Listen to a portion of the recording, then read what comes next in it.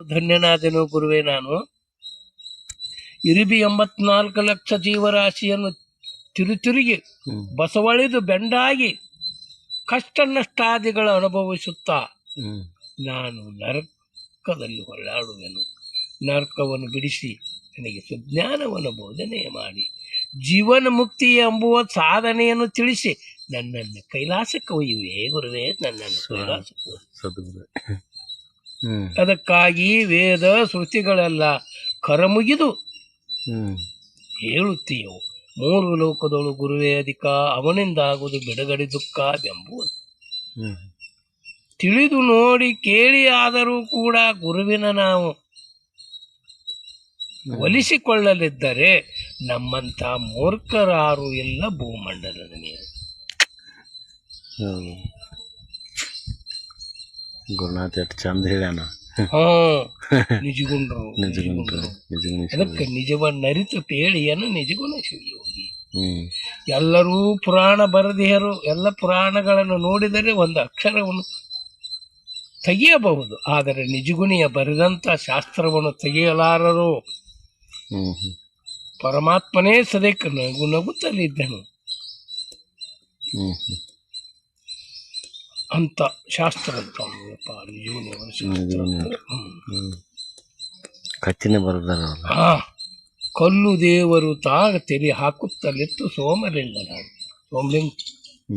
ಸೋಮೇಶ್ವರ ಲಿಂಗ ಏನೈತಲ್ಲ ಹಂಗ ಚಾಮುಂಡಿ ಇದು ಬೆಟ್ಟ ಶಂಭುಲಿಂಗ ಬೆಟ್ಟದಾಗ ಮೈಸೂರು ಒಳಗ ಹಂಗ. ಆಗ ಇನ್ನೂ ಒಂದ್ ಸ್ವಲ್ಪ ಇನ್ನೂ ಒಂದ್ ಈಟ್ ಅಂದ್ರೆ ಆಕಿ ಕಾಳನಷ್ಟ ಅಜ್ಞಾನ ಇತ್ತಂತ ನಿಜಗೊಂಡ್ರದ್ದ.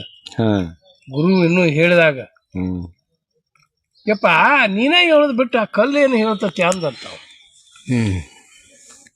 ಕರುಣವಿರಲಿ ಜೀವಿರೋಳು ನೀತಿ ವಿಧನಾಗು ಹೊರಪರ್ದೆನೆಂದು ಬೆಸೆಸುವ ನಿಂದಿಸಿ ನುಡಿಯದಿರಾರನು ಮನಸ್ಸಿಗೆ ಬಂದಂತೆ ನುಡಿಯದಿರು ಕುಂದೊಡೆಯದಿರು ಕಾಮಾದಿಗಳ ಜಯ ಚಂದ ಅನುಗ್ರಹಿಸುವ. ಈ ಪ್ರಕಾರವಾಗಿ ಅಣ್ಣ ಶ್ಲೋಕ ಅನ್ನಕತ್ತವ.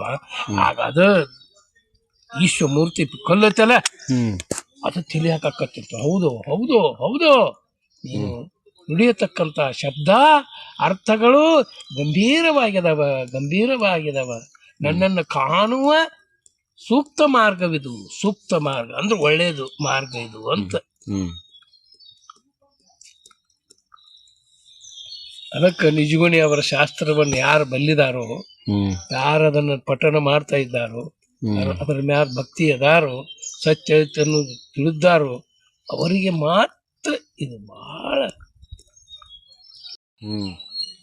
ನಾನು ಅವಸರದಲ್ಲಿ ಕಚ್ಚಿ ತೆಗೆದರೆ ಅವನ ಇಸವು ನನಗೆ ಸೇರಿ ನಾ ಸಾಯುವೆನು. ಹೌದು ಹೌದು ಹೌದು ಹೌದು ಹೌದು.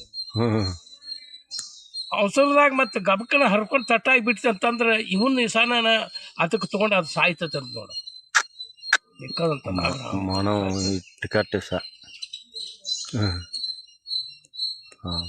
ಅದಕ್ಕಾಗಿ ಮಾನವನೇ ನೀನು ಎಷ್ಟೋ ಇದು ಇದ್ದರೂ ಕೂಡ ಕನಿಷ್ಠನು ತಿಳ್ಕೊಂಡ ಈ ಉದ್ಧಾರ ಮಾಡ್ಲಿಕ್ಕೆ ಈ ಮಾನವ ಕುಲವನ್ನ ಈ ವಿಶ್ವ ಉದ್ಧಾರ ಮಾಡ್ಲಿಕ್ಕೆ ಗುರು ಬಂದಾನ. ಈಗ ಬ್ರಹ್ಮಾನಂದ ಅಂತಕ್ಕಂಥದ ಅಧ್ಯಾತ್ಮದ ವಿಷಯವನ್ನು ತಿಳ್ಸಾಕತ್ತಾನ. ರಾಗರಸದ ಪದಾರ್ಥವನ್ನು ನಾ ಸವಿದು ಧನ್ಯನಾಗಬೇಕಂತ ಹೇಳಿ ಒಂದು ಕೀಡಿ ಸಾವಿರಾರು ಕೀಡಿ ಒಳಗೆ ಮಧ್ಯದಲ್ಲಿ ಒಂದು ಕೇಳ್ತಿತ್ತಂತದ್ದು ಎಡಕ್ಕೆತ್ತಿ ನಾಲ್ಕೆದ್ದು ನಾಗರಾವ ಹೆಂಗ ಅದಕ್ಕೆ ನಾಗಿನಿ ಬಾರ್ಸಕತ್ ಕೂಡಿ ತನ್ನ ಮೈ ಮರೆತು ಆಡಕತ್ತಲ್ಲ ಆನಂದಾಗಿ ಹಂಗ ಆ ಕೀಡಿ ಎದ್ದು ಕೇಳ್ತಿತ್ತು. ಅದು ಎಲ್ಲವನ್ನೂ ಹಾರಿ ಹಾರಿ ಏನಪ್ಪ ಇವು ಅಜ್ಞಾನದೊಳಗೆ ಒಂದು ಮಲ್ಕೊಂಡದ. ವಿಷಯದಾಸೆ ಭೋಗಕ್ಕೆ ಒಂದು ಬಡ್ಕೊಳಕತ್ತದ. ಒಂದು ಹೊಟ್ಟಿ ಪಾಡಿಗೆ ಅಂತೇಳಿ ಹೊಟ್ಟಿ ತುಂಬ್ಕೊಳ್ಳೋದಕ್ಕೆ ಅದಕ್ಕೆ ಬಡ್ಕೊಳಕತ್ತದ. ಎಲ್ಲ ವಿಷಯದ ಆಸೆಗಳ ಭೋಗಕ್ಕನ ಬಡ್ಕೊಳಕತ್ತಾವ. ಬ್ರಹ್ಮಜ್ಞಾನ ಅನ್ನೋದು ತಿಳ್ಕೋವಲ್ಲು. ಇದ ಮಾತ್ರ ಈ ನಡ್ಕಿಂದ ಏನು ಹೆಡಕ್ಕೆ ಎತ್ತು ಕೇಳಾಕತ್ತದಲ್ಲ, ಇದು ನನಗೆ ಯೋಗ್ಯವಾದದ್ದು, ಇದನ್ನ ಇದಕ್ಕೆ ಉಪದೇಶ ಕೊಟ್ಟ ನನ್ನಂಗ ಮಾಡಿಕೊಳ್ಳಬೇಕಂತೇಳಿ ಅದನ್ನು ಕಚ್ಕೊಂಡ್ಬರ್ತದ ನೋಡಿ. ಅದನ್ನು ಕಚ್ಕೊಂಡು ಬಂದು ನನ್ನ ಗೂಡಿನಲ್ಲಿಟ್ಟು ಅದಕ್ಕೆ ಸದು ಉಪದೇಶವೆಂಬುದು ಚುಚ್ಚಿ ಚುಚ್ಚಿ ಮಾತುಗಳನ್ನು ಹೇಳುತ್ತಲ್ಲಿ ಎಷ್ಟು ಜನ್ಮ ತಿರುಗಿ ಬಂದಿದ್ದೀಪ ಯಾರು ಈ ಕೊನೆ ಜನ್ಮವನ್ನು ಮಾಡ್ಕೊಳ್ಳು ಯಾಕ ಬ್ರಹ್ಮಜ್ಞಾನದೊಳಗೆ ನಿನಗೆ ಅನುಭವ ಅದ ನಾಗಿನಿ ಬಾರ್ಸಿರು ಈಗ ಅದು ಬಂದು ಗೆದ್ದು ಹೆಂಗೆ ಆಡ್ತತಿ ಆದ ಮಾನವನಿಗೆ ಯಾವ್ದೋ ಹೇಳ್ತತಿ ಅಂತ ಏನು ಮಾನವ ಭಾಳ ಕೆಟ್ಟಪ್ಪ ಮಾನವನಂತ ಇದೇ 84 ಲಕ್ಷ ಜೀವರಾಶಿ ಇದಾವ ನೋಡ ಅದಕ್ಕಿಂತ ಕೆಟ್ಟವ ನೋಡಿ ಮಾನವ. ನಾನು ನೋಡಿದ ಅಂತಂದ್ರೆ ಇದು ಕಲ್ಲು ತಗೊಂಡು ಒಯ್ಯಿದ್ದು ಕೊಲ್ಲು, ಈ ಬಡಗಿಲಿ ಬಡ್ದು ಕೊಲ್ಲು ಅಂತಾನ. ಮತ್ತು ನನ್ನಲ್ಲಿ ವಿಷ ಎಷ್ಟು ಅದ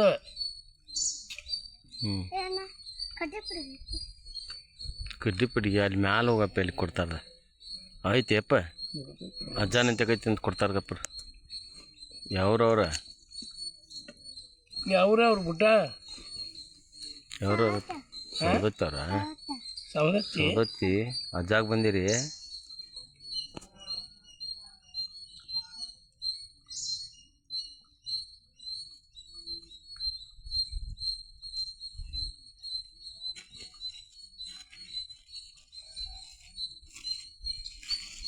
ನೋಡಿ ಒಟ್ಟು ಹೋಗತ್ತಿಲ್ಲ. ಮತ್ತು ಉದ್ದಿನ ಕಡ್ಡಿ ಮುಂಜಾನೆ ಪೂಜಾಕ ಹೊಳ್ ತಂದು ಕೊಡಪ್ಪ. ಅಗರ್ ಹೋಗಿ ಸಾವಕಾಶ ಹೋಗ ಎಡೆ ಬಿದ್ದಿ.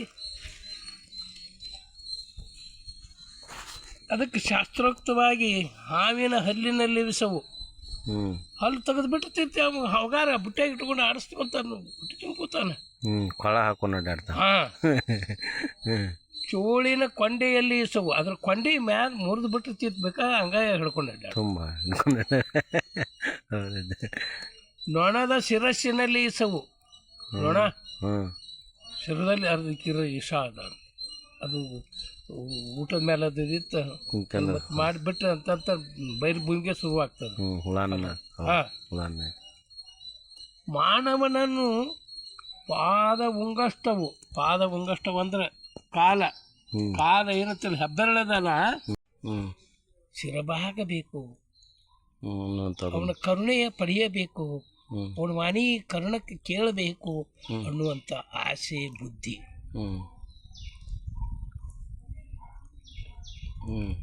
ಅದಕ್ಕೆ ಆ ಕೀಟ ಭೃಂಗ ಏನು ಮಾಡ್ತಾ ಇತ್ತಂತೂ ಸಾವಿರಾರು ಏನವು ಕೀಡುಗಳು ಮೇಯಾಕತ್ತಿದ್ದು, ಒಂದು ವಿಶ್ರಾಂತಿ ಹೊಂದಿತ್ತು, ಒಂದು ನಿದ್ದೆ ಮಾಡ್ತಾ ಇತ್ತು.